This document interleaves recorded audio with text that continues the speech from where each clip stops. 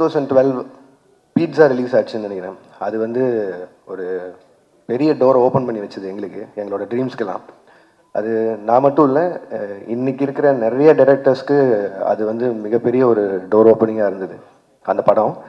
And அந்த படத்துக்கு அடுத்து அவர் கார்த்திக் சுப்ராஜ் சார் பண்ண அவர் ஸ்டார்ட் பண்ண அந்த ப்ரொடக்ஷன் ஹவுஸ் ஆகட்டும், அந்த பெஞ்ச் டாக்கீஸ்னு ஒரு விஷயமாகட்டும், அதில் அப்போது ஸ்டாண்டர்ட்ல இருந்து ஒரு ஷார்ட் ஃபிலிம்ஸ் எல்லாத்தையும் ஒரு ஆந்தாலஜி மாதிரி ஃபார்மேட்டில் பண்ணி ரிலீஸ் பண்ணதாட்டும். அப்படி தான் ரத்னாவோட மது ஃபஸ்ட் சீரீஸ் ரிலீஸ் ஆச்சு. அண்ட் என்னோட களம் வந்து அவியல்ன்ற ஒரு சீரீஸில் செகண்ட் ரிலீஸ் ஆச்சு.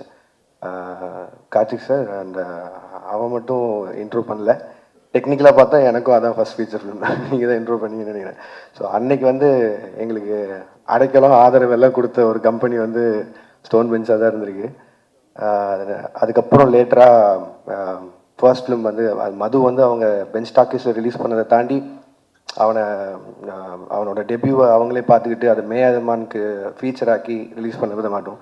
ஸோ அது அப்போலேருந்து இப்போ வரைக்கும் இதில் ரொம்ப சந்தோஷமாக இருக்கிறது. எல்லாருமே யுனைட்டடாக இருக்கும், எல்லாருக்குமே என்ன பண்ணுறோன்னு தெரியுது, ஒருத்தருக்கு ஒருத்தர் ரொம்ப ஆறுதலாக இருந்திருக்கும் இந்த ஃபீல்டில்.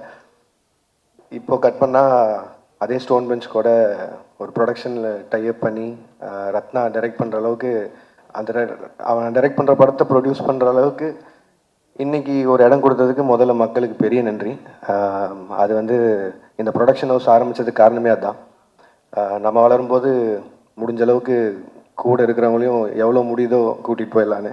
ஏன்னா அது அந்த சான்ஸ் இருக்கும்போதே பண்ணிடணும், இல்லைன்னா கஷ்டம். ஏன்னா இதுக்கும் இன்ஸ்பிரேஷன் கமல் சார் தான். சினிமாவில் சம்பாதிச்சதை சினிமாலேயே போடணுங்கிறது ஒரு மிகப்பெரிய பாடம் அவர்கிட்ட இருந்து கற்றுக்கிட்டது.